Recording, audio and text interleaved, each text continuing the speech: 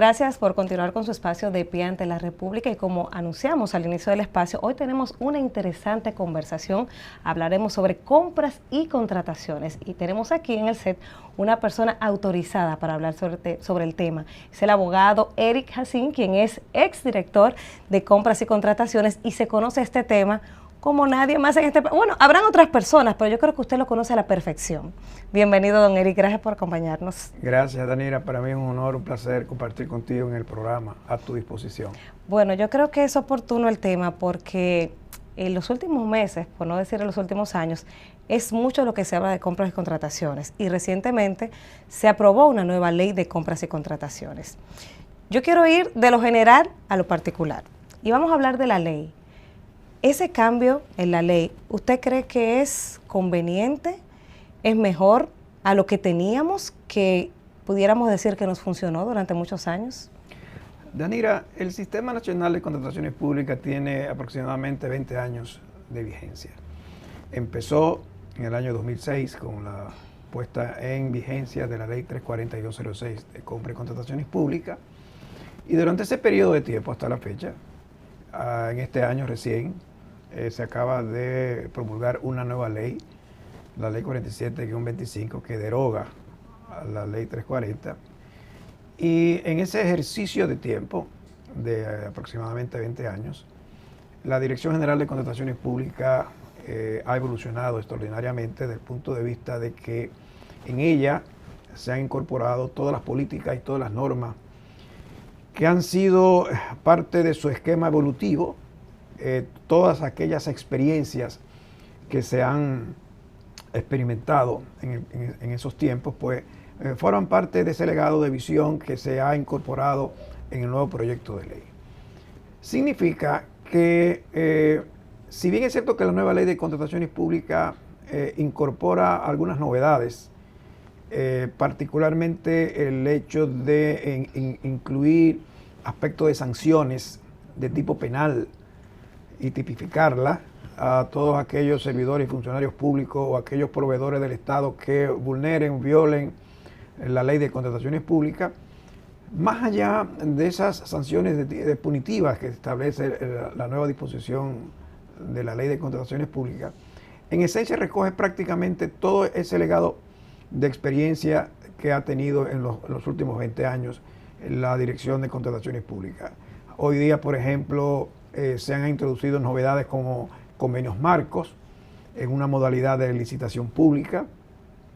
Es una particular vía donde el Estado puede generar a través de bienes comunes estandarizados para adquirir aquellos rubros de consumo masivo que el Estado genera a través de sus instituciones, y viene a ser que la institución responsable en ese aspecto de organizar, estructurar el convenio marco es la Dirección General de Contrataciones Públicas. Es una manera de consolidar las compras del Estado a través de la institución rectora del Sistema Nacional de Contrataciones Públicas y no a través de las instituciones del Estado que, en virtud de la ley, son las que están sujetas al cumplimiento de esta normativa, y tiene que ver también con la necesidad de que el Estado dominicano genere impacto a través de las compras gubernamentales para promover políticas de desarrollo, por ejemplo, las micro y pequeñas, medianas empresas. La ley impulsa la iniciativa de que las compras gubernamentales al sector de las MIPYMES, hasta un 30% de las compras que genera el Estado. Hay una reserva de ese porcentual dirigida a las MIPYMES mujeres, y en cierto sentido esto ayudaría a promover, diríamos, una equidad, una mayor participación de aquellos sectores que, como las micro, pequeñas y medianas empresas, en cierto orden están siendo muy vulneradas en cuanto a los impactos económicos, el tema de inflación, los temas impositivos. El hecho de que el Estado trate con estas nuevas políticas o con este aumento del porcentual de las compras a las pymes es sin lugar a duda un puntal de apoyo indispensable para poder lograr que la estructura del Estado a nivel de las compras gubernamentales estén dirigidas al sector. Y es bueno decir, Danira, de que en el registro de proveedores del Estado, por ejemplo, más del 90% de los que están inscritos, hoy día existe más de 120.000 proveedores del Estado. De ese volumen, de esa cantidad, más del 90% son MIPYMES. Estamos hablando de que el Estado dominicano, en sentido general, su marco de abastecimiento, su mercado de abastecimiento está consolidado en las micro, pequeñas y medianas empresas, en lo que tiene que ver con rubros de bienes, servicios y obras. Esto hace de que el Estado tenga que ver las compras gubernamentales, se tiene que traducir en una herramienta para promover el desarrollo de esos sectores productivos. En cualquier país del mundo, Danira, en cualquier país del mundo, las compras gubernamentales generan impacto en esos sectores, promueven a esos sectores. Y viene a ser de que las compras gubernamentales tienen un objetivo, más allá de los criterios de transparencia, de oportunidad, de competitividad, de acceso al mercado, de vender bienes y servicios. Más que eso, las compras gubernamentales se constituye para satisfacer necesidades humanas y sociales. ¿Por qué, Danira? ¿Para qué se construyen hospitales? ¿Para qué se construyen carreteras? ¿Para qué se construyen escuelas? ¿Para qué existe el desayuno escolar a los niños? Sí, pero esa es la parte parte noble, ¿verdad? La parte interesante, y ese es el para qué, ¿verdad? Claro. Pero ¿qué es lo que ha pasado en los últimos años, lo que hemos visto? O sea, las compras y contrataciones se han convertido en un instrumento de lucrarse o de enriquecerse algunos sectores.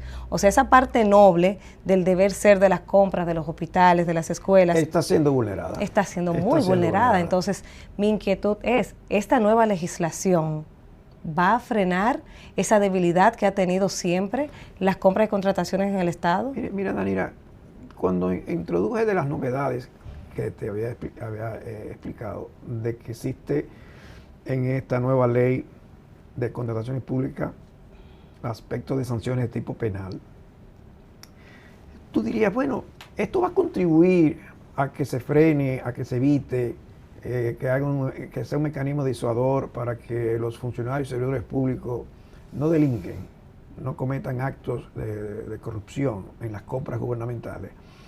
Yo quisiera ser honesto contigo y los amigos televidentes. No, porque un sistema de contrataciones públicas, si bien es cierto que debe de generar consecuencias, no menos cierto es que la falencia en la gestión de las contrataciones del Estado no se salva, no se consolida o no se afianza con regímenes de tipo punitivo, de sanciones de tipo penal.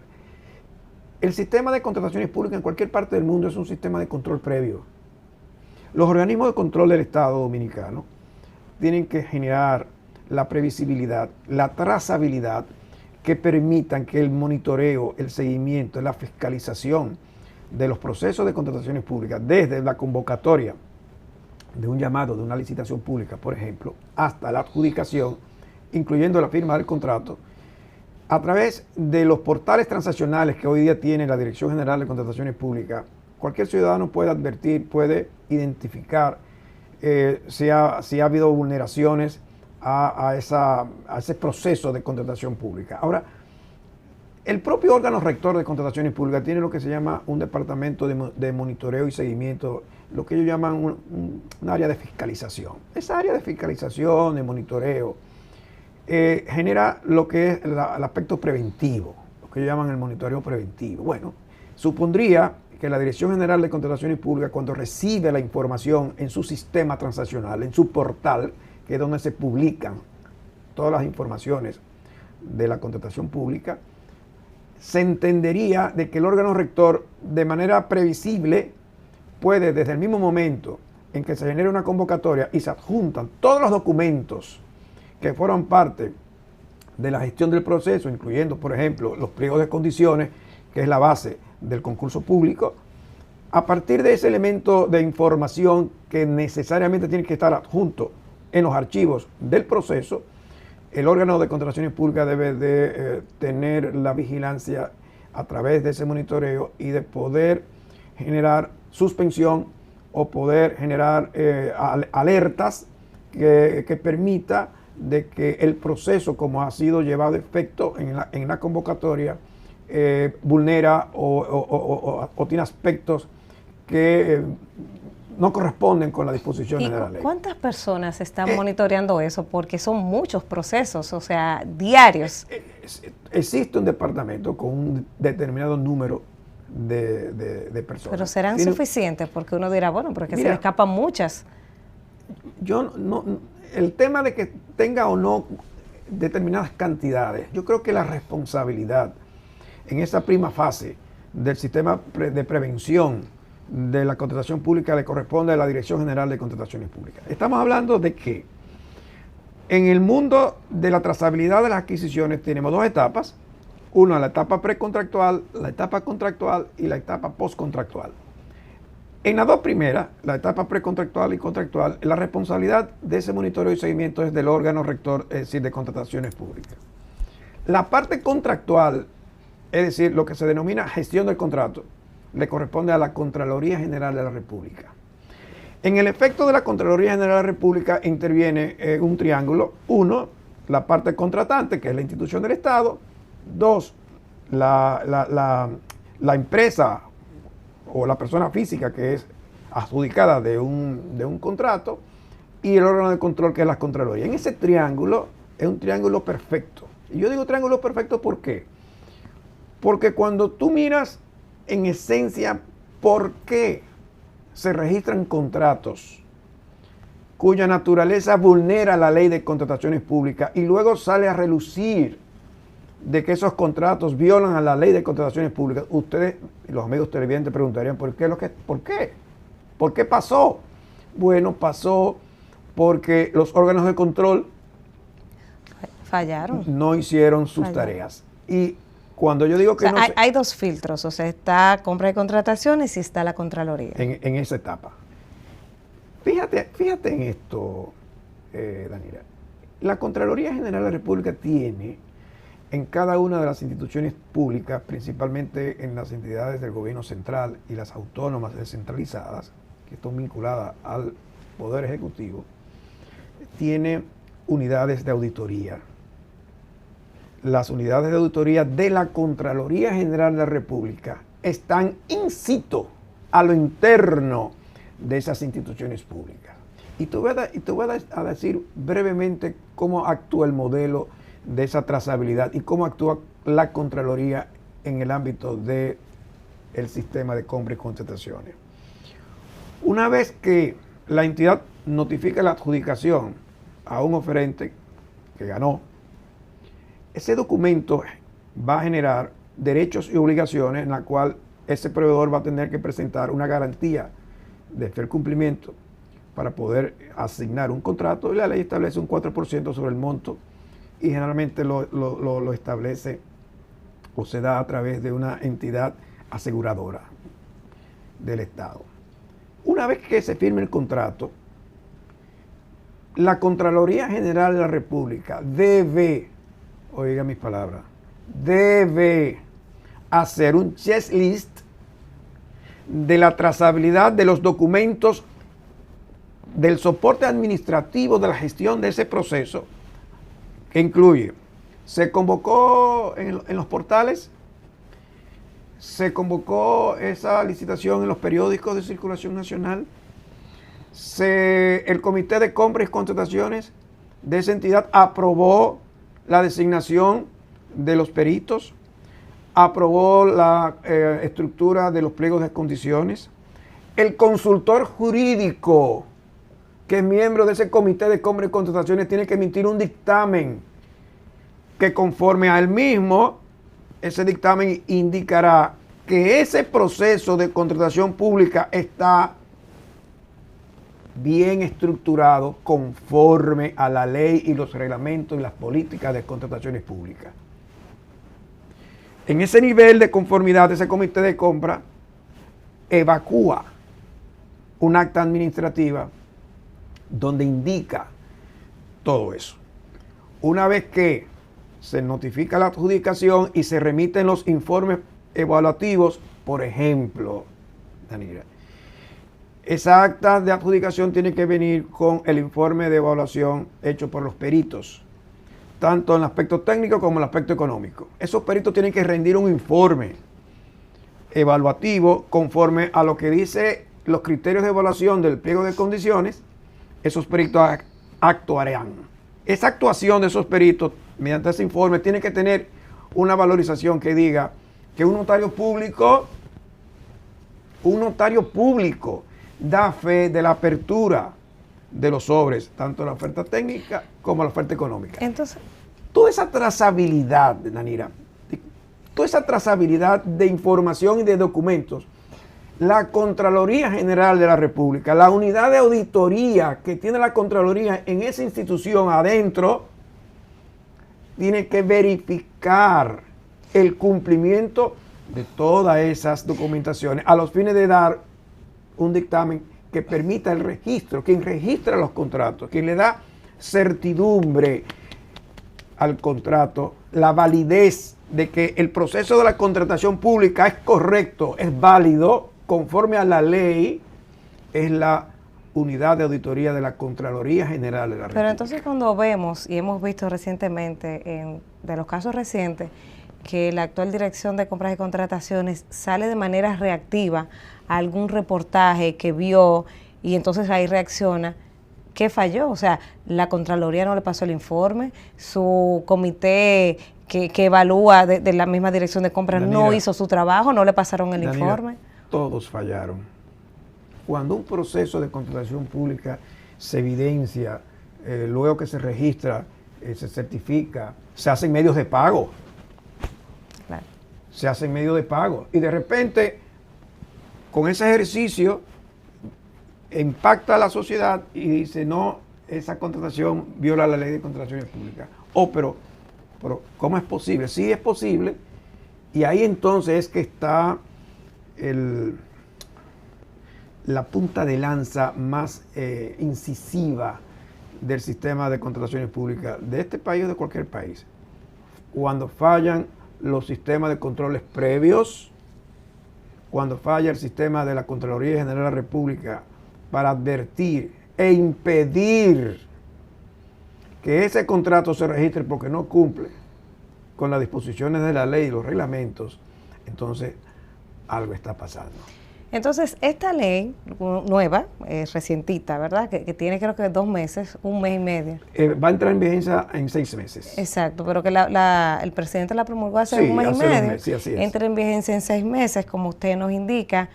Se supone que la vendieron como que más robusta, más preventiva de la corrupción. Entonces, ¿qué le va a pasar al sistema? Porque si ya usted me dijo hace un momento que tenemos 20 años con un modelo, nos tocará desaprender para volver a aprender, no, entonces, no es tanta la diferencia. No, se basa esencialmente en el modelo de la ley anterior, de todas sus políticas y sus normas, es decir, ciertas novedades. ¿No va a ser tan difícil la aplicación de la nueva ley? No cambia nada, o cambia poco. Se le añaden algunas disposiciones, como la que te he hecho referencia, pero en realidad la robustez de lo que se quiere decir que tiene, la garantía que supondría tiene la nueva ley de contrataciones públicas. Yo me pregunto a mí mismo, si me lo dicen a mí, yo diría, como te voy a responder con toda franqueza, no te va a garantizar nada. Una nueva ley no te va a garantizar, que no van a existir vulnerabilidades y que no van a seguir existiendo actos o hechos que pongan entredicho en la gestión de la contratación pública. Significa que lo nodal de todo esto, si bien es cierto que existe un régimen de sanciones penales que está en el nuevo proyecto de ley, yo te pregunto, eso le impidió al Ministerio Público encauzar, poner en auto la acción en casos o hechos de corrupción vinculados a las contrataciones públicas de los gobiernos anteriores. La ausencia de una disposición penal, lo que hoy está configurado en la nueva ley de contrataciones públicas, pero que existía lo que asociación de malhechores, todo lo que tiene que ver con corrupción, todo lo que tiene que ver con lavado. Esos están conformadas en el Código Penal Dominicano, están conformadas en leyes penales especiales. En pocas palabras, no era necesario. Que no me digan a mí o al público, a la gente, que el hecho de que existan disposiciones penales en la nueva ley de contrataciones públicas va a impedir hechos de esta naturaleza. Es la consecuencia de la inacción, de la falta de control previo de los organismos competentes, que son los que se traducen en esos hechos. Por ejemplo, la Cámara de Cuentas de la República Dominicana. Señores, seamos honestos con el país. Cámara de Cuentas en los últimos 4 años, la anterior Cámara de Cuentas, ¿qué es lo que evacuó como decisión de auditoría? ¿Qué se tradujo como mecanismo disuador o que generó aspectos que identificaron situaciones penales y que sometió al Ministerio Público una acción para... No, entonces de repente estamos vendiendo la idea, y ahí yo quiero reflexionar, estamos vendiendo la idea de que con una nueva ley de contrataciones públicas es la panacea y lo vamos a resolver todo. No, si las consecuencias, Danira, si las consecuencias de los ilícitos penales que conlleva una acción en la gestión de las contrataciones públicas no se genera, no se encausa, no se pone en efecto, va a ser muy difícil que los mecanismos de disuasión o los mecanismos de ilícitos penales que están establecidos en la ley se puedan considerar o se puedan respetar. Vamos a hacer un breve contacto de publicidad, don Eric. Cuando regresemos vamos a hablar de casos puntuales, como el caso de Senasa, que está en la palestra. Ya regresamos.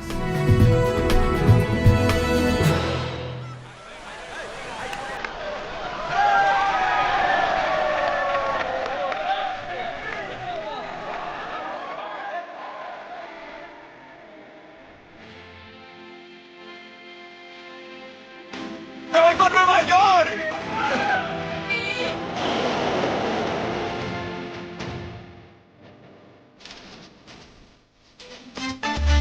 Equipo que no te rinde, gente buena que nada más. Desde la esquina de esta bella tierra.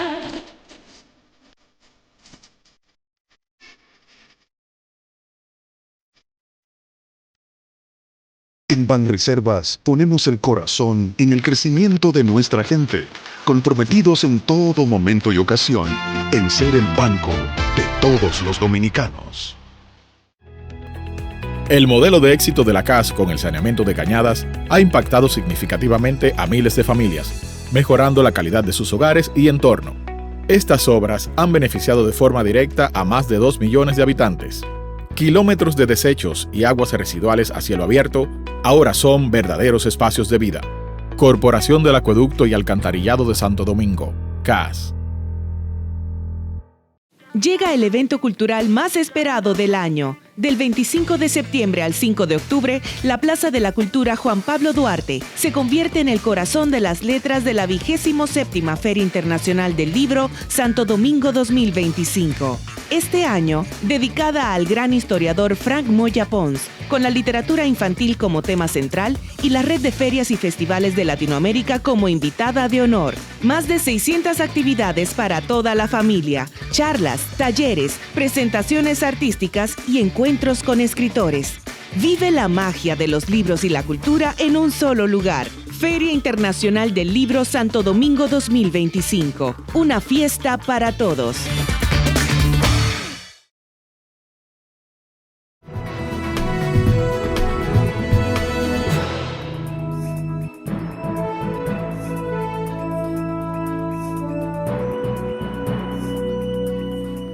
Gracias por continuar con su espacio de Pie ante la República en esta interesante conversación con Eric Jacín, quien fue director de compras y contrataciones. Y vamos a hablar, don Eric, ahora, vamos a empezar por el caso Senasa, porque es el que está en la palestra actualmente. Y uno quiere tratar de entender con lo poco que ha ido saliendo en los últimos días, ¿qué falló en este caso? No sé si por ser un organismo que se maneja diferente, por ser con medicamentos, con clínicas y hospitales públicos, o sea, sí, el control es diferente, cómo se manejan las compras y contrataciones en este tipo de instituciones como lo es SENASA, y qué falló que pasaron 5 años y ahora es que nos damos cuenta por reportajes que se hicieron en los medios de comunicación. Mira, todo sistema de contrataciones públicas, Daniela, como te expliqué anteriormente, tiene que tener esa trazabilidad de los órganos de control preventivo que permitan darle el debido seguimiento. Existen instituciones autónomas y descentralizadas que, como muy bien lo indica la ley actual de contrataciones públicas, están sujetas al cumplimiento de ella. Todas las instituciones que manejan fondos públicos, Daniela, están sujetas al cumplimiento de la ley de contrataciones públicas. Y en el efecto de todos y cada uno de los aspectos que tienen que ver con evidencias de órdenes de compra o aspectos contractuales, hay que verlo desde el punto de vista del sentido de lo que se generó. Y cuando digo del sentido de lo que se generó, muchas veces nos perdemos de vista hechos o situaciones que en los momentos de las circunstancias motivan o dan origen a que instituciones públicas generen disposiciones o acciones. Tú puedes poner un ejemplo que creo que puede ir en una respuesta más gráfica. El presidente emitió un decreto de emergencia para el sector eléctrico. Y tú me preguntarías, pero la tipificación del criterio de emergencia que está en la ley, que está en el reglamento, que está en los manuales de las políticas para declarar la emergencia como un criterio de excepción, te indica que la previsibilidad, la inmediatez, el aspecto concreto del hecho que genera la emergencia, por ejemplo, desastres naturales, terremotos, huracanes, pandemias, hechos de tanta que emociona la vida e impacta la economía de un país, pues están vistas como criterios de excepción para declarar emergencia mediante un decreto. Ahora, declarar el sector eléctrico de emergencia está descriptivamente, enunciativamente ajustado al espíritu de lo que dispone la ley, el reglamento y los manuales de proceso de excepción para la declaratoria de un estado de emergencia. No. Entonces tú me preguntarías, ¿y para qué? Entonces tú encuentras en el ámbito del sector eléctrico y tú dices, bueno, pero ¿por qué incluir dentro de los objetos de la contratación de excepción de emergencia consultorías? Pero ahí mismo con ese decreto, porque yo iba para allá también, que está reciente, la nueva ley, aunque no está todavía en vigencia, no contempla ese mismo proceso sin tener que hacerlo mediante decreto. Claro. Cuando el gestor de la contratación pública, que es el Estado, ella genera lo que se llama la planificación. Todas las instituciones públicas del Estado Dominicano, ahora, desde el mes de junio al mes de septiembre, octubre, están en un proceso de estructurar los presupuestos para el año 26. El año 26. En esos presupuestos estimados para el año 26, existe lo que es la política anual de compra y contrataciones públicas. En pocas palabras, cada institución del Estado tiene que planificar qué va a comprar de bienes y servicios para el año próximo, bajo qué modalidad de contratación pública, si va a ser una licitación pública, una comparación de precios, una compra menor. Va a tener que, a través de una metodología para esa planificación, discernir cómo lo quiere comprar y con qué precio estimado lo va a comprar, para que la Dirección General de Presupuesto entonces le autorice el estimado de apropiación presupuestaria a los fines de que pueda concurrir en su gestión en el año 2026. Ahora bien, cuando tú tienes entonces que existe lo que llama una política nacional de inversión pública, el Sistema Nacional de Inversión Pública es una dirección general dependencia de lo que era el Ministerio de Economía, Planificación y Desarrollo. Esa Dirección General de Inversión Pública es la que autoriza a las instituciones del Estado, previamente, en estos meses, lo que se llama la concretización del sistema de inversión pública del Estado. ¿Qué es lo que cada una de las instituciones del Estado quiere generar en inversión para el presupuesto, cargar en el presupuesto para el año próximo? En pocas palabras, no es posible tú declarar un estado de excepción, de emergencia de un sistema, del sector eléctrico cuando cada una de las instituciones vinculadas, llámese, por ejemplo, Punta Catalina, llámese las EDES, o llámese las empresas de generación hidroeléctrica. Por ejemplo, Daniela, Punta Catalina tiene su propio manual operativo de compra y contrataciones. Tiene su propio manual. Y entonces, ¿qué cambia este decreto con las compras? O sea, lo que se busca quizás, digo quizás, es la reducción del tiempo. El papeleo, reducción de tiempo. Ahora yo te pregunto, te voy a decir de esta manera. Ese decreto de emergencia establece lo que es concretizar convocatoria de consultorías o planes de inversión, de nuevas inversiones en el sector. Cuando tú planificas y tú dices que mediante el proceso de emergencia tú vas a reducir los tiempos, ¿cuáles tiempos tú vas a reducir? Primero, tú vas a tener que hacer una convocatoria. El estado de emergencia implica que tú tienes que hacer una convocatoria amplia a través del portal transaccional de la Dirección General de Contrataciones Públicas. Usted tiene que hacer a través de una publicidad, dar que a través de la misma el mayor número posible de concurrentes puedan participar. Usted tiene que tener pliego de condiciones. Usted tiene que tener, generar evaluaciones con peritos. Usted tiene que generar gestión de medios contractuales. En pocas palabras, lo que se supondría que es la reducción en el tiempo por una declarativa de emergencia, en la práctica no.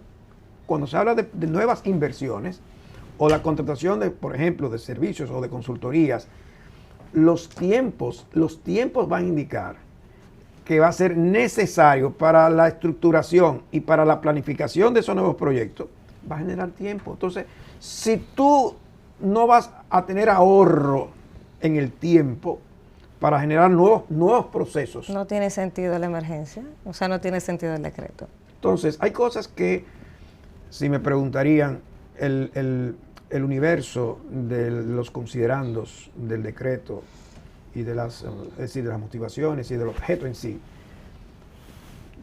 si a mí me hubieran preguntado, yo hubiera expuesto de esta forma.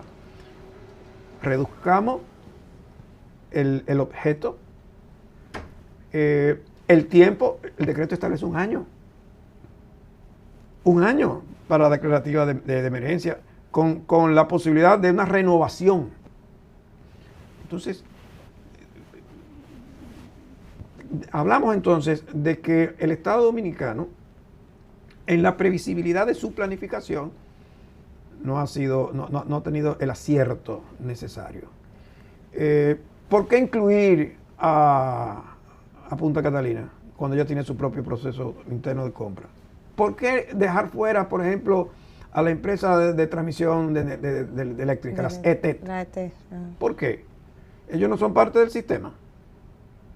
Entonces, parte fundamental. Entonces tú encuentras una serie de aspectos que tú dirías, señor, no es el declarativa de este estado de emergencia, con sus enunciaciones y sus justificativos, no debió haber sido. Don Eric, hay otro tema que a mí me trae mucha curiosidad y siempre trato de hablar de eso porque nadie me ha sabido explicar. Los alquileres millonarios que se puso de moda, la Optic, le llegaron hasta a llamar broker al que estuvo ahí en un tiempo porque alquilaban unos locales de cientos de millones a 3 años, 5 años, y hasta y hubo un escándalo que fue el que le costó el cargo en Punta Cana, alquilar un local al que ni siquiera estaba construido. Cientos de millones de pesos. Le sale al Estado más barato alquilar que comprar. Por ejemplo, Pasaporte está alquilando mediante un proceso de excepción, no sé por qué también un proceso de excepción, o de excepción no, de proveedor único. Van a alquilar ahí en la Kennedy con De Filló un edificio para mudar a Pasaporte. Les va a costar al Estado, al pueblo dominicano, 300 y tantos millones con opción a compra en 3 años, y cuando se vaya a comprar, 500 y tantos millones. O sea, le sale al Estado más barato alquilar que comprar, si al final también puede comprar después de pagar 3 años alquilando, en ese caso. Danira, te voy a responder de 2 vertientes. 1. ¿Es ilícito un proceso de excepción para el alquiler de inmuebles conforme a los procedimientos que indica la Ley de Contrataciones Públicas? No, porque está previsto. La otra pregunta que te respondo, y voy en tu línea de acción. ¿Cómo es posible de que las instituciones públicas del Estado generen ese tipo de inversión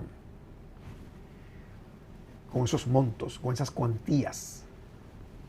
Entonces tú me responderías, digo, bueno, es el gestor, el responsable de la entidad, pero el responsable de la entidad no tiene una planificación que supondría que esas políticas anuales de compra y contrataciones de bienes y servicios tendrían que estar previamente aprobadas por la Dirección General de Presupuesto y sometida al Consejo de Gobierno en octubre, el 1 de octubre ahora, ya, pocos días. En una semana, básicamente. El presidente de la República tiene que conocer el presupuesto, reunir el Consejo de Gobierno ampliado, conocer el presupuesto, o pues ahí, cuando se hace la revisión de las partidas presupuestarias y del objeto de la contratación pública a cada una de las entidades, el propio gobierno debe decir, pero vea, tú me vas a alquilar por estos montos para estos objetivos. No te lo apruebo, porque el tema no es la licitud del proceso de la contratación pública. El tema es el impacto en la economía presupuestaria del Estado Dominicano, que al momento de la evaluación de esos estimados presupuestarios a nivel institucional, tiene que venir la alarma, tiene que venir la alerta, tiene que venir el impedimento, ipso facto, ahí. No esperar de que ese gestor público genere un proceso de excepción para el arrendamiento de un inmueble por todos esos millones de pesos. Hay quienes justifican y dicen que el Estado no tiene para desembolsar 500 millones de golpe en una compra.